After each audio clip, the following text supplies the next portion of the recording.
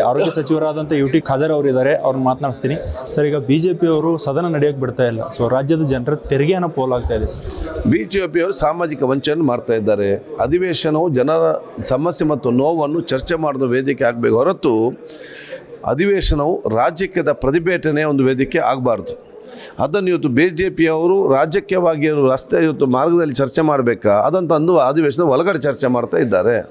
ಅದಕ್ಕೆ ಕರ್ನಾಟಕ ಜನತೆ ಸರಿಯಾದ ಸಮಯದಲ್ಲಿ ತಕ್ಕವಾದ ಪಾಠವನ್ನು ಕಲಿಸ್ತಾರೆ. ಸರ್ಕಾರಕ್ಕೆ ಯಾಕೆ ಸರ್ ನಾಗೇಂದ್ರ ಅವ್ರನ್ನ ಅಷ್ಟೇ ಸಂಪುಟದಲ್ಲಿ ಉಳಿಸ್ಕೊಳ್ಳೋ ಒಂದು ಹಠ ಅಂತ ಸರ್? ಯಾಕೆ ಹಠ? ಅವರು ಪಾಪ ಅವ್ರು ಮಂತ್ರಿ ಆಗಿದ್ದರು, ತಕ್ಷಣ ಮಂತ್ರಿ ಬಿಟ್ಟು ಸಹ ಹೋಗಲಿಲ್ವಾ? ಅವ್ರ ಮೇಲೆ ಬೇರೆ ಕಡೆ ಹೋಗಲಿಲ್ವಾ? ತನಿಖೆಗೆ ಸಹಕರಿಸಲಿಲ್ವಾ? ಯಾವುದೆಲ್ಲ ದುಡ್ಡು ಹೋಗಿದೆ ಎಲ್ಲ ದುಡ್ಡು ಮತ್ತೆ ರಿಟರ್ನ್ ಬಂದಿದೆ ಅಲ್ಲ. ಅಧಿಕಾರಿಗಳ ಮೇಲೆ ಕ್ರಮ ಇವತ್ತು ಆಗಿದೆ, ನಿರ್ದೋಷಿ ಅಂತ ಬಂದಿದೆ. ಕೊಟ್ಟಲ್ಲಿ ತಪ್ಪೇನಿದೆ ಇದರಲ್ಲಿ? ತಾವು ಕೇಳಿಲ್ವಾ?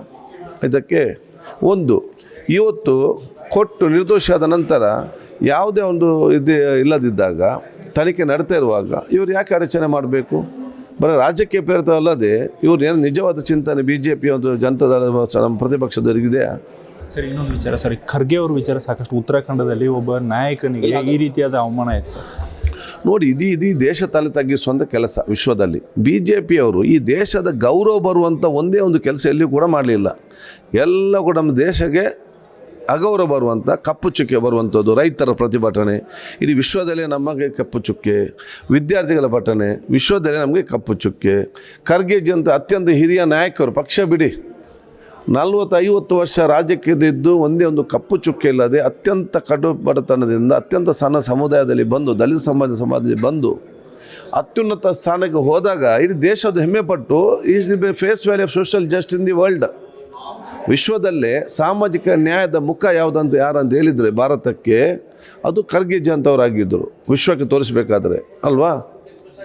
ಅಂಥವ್ರೊಂದು ಉತ್ತರ ಕನ್ನಡ ಪ್ರದೇಶಕ್ಕೆ ಭಾಷೆ ಮಾಡಿಕೊಂಡು ಬಂದಾಗ ಇವರ ಕಾಲಿನ ಯೋಗ್ಯತೆ ಇಲ್ಲದಂಥ ನಾಲ್ಕೈದು ಕಾರ್ಯಕರ್ತರು ಹೋಗಿ ಇದಕ್ಕೆ ತೊಳೆದು ಬರ್ತಾರೆ ಅಂತ ಹೇಳಿದರೆ ಆಗ ಅವರನ್ನು ಬಿ ಜೆ ಪಿ ತೆಗೆದು ಬಿಸಾಡಬೇಡುವ, ಅವರ ಮೇಲೆ ಆ್ಯಕ್ಷನ್ ತಗೊಳ್ಬೇಡುವ? ಸರಿ, ಒಂದು ದೊಡ್ಡ ಸಮುದಾಯದ ನಾಯಕನಿಗೆ ಈ ರೀತಿ ಆದರೆ ದೇಶದಲ್ಲಿ ಯಾವ ರೀತಿ ಪರಿಸ್ಥಿತಿ ಇದೆ ಅನಿಸುತ್ತೆ ಸರ್? ಅದಕ್ಕಾಗಿ ಹೇಳಿದಲ್ಲ, ದೇಶದಲ್ಲಿ ಸಾಮಾಜಿಕವಾದ ಚಿಂತನೆ ಇದಾಗಬೇಕಾದ್ರೆ ಬಹುಶಃ ಇವತ್ತು ಕೇರಳ ಸರ್ಕಾರ ಎಲ್ಲ ರೀತಿ ತಾರತಮ್ಯ ಮಾಡ್ತಂತ ಹೇಳಿ ಎಲ್ಲರೂ ಹೇಳ್ತಾ ಇದ್ದಾರೆ. ಇದಕ್ಕಾಗಿ ಹೇಳುವುದಲ್ಲ, ಆ ಕಾರ್ಯಕರ್ತ ಯಾರು ಮಾಡಿದ್ದಾರೆ ಅವರ ಮೇಲೆ ಬಿ ಜೆ ಪಿ ಆ್ಯಕ್ಷನ್ ತಗೊಳ್ಕೋಬೇಡವಾ? ಯಾಕೆ ತಗೊಳ್ಳಿ ಅಂತ ಹೇಳಿ?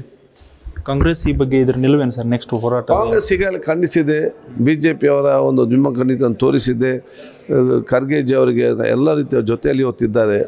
ಇಡೀ ದಲಿತ ಸಮಾಜವೇ ಇವತ್ತು ಅವರು ಎದ್ದು ನಿಲ್ಲಬೇಕು. ಅದಕ್ಕೆಲ್ಲ ರೀತಿಯ ಬೆಂಬಲವನ್ನು ಸರ್ವರು ಕೂಡ ಕೊಡ್ತಾರೆ. ಇವಿಷ್ಟು ಆರೋಗ್ಯ ಸಚಿವರಾದಂಥ ಯು ಟಿ ಖಾದರ್ ಅವರ ಮಾತುಗಳು. ವಿಡಿಯೋ ಜರ್ನಲಿಸ್ಟ್ ಮಂಜುನಾಥ್ ಜೊತೆ ಪ್ರಹ್ಲಾದ್, ಪ್ರತಿಧ್ವನಿ ನ್ಯೂಸ್, ಬೆಂಗಳೂರು.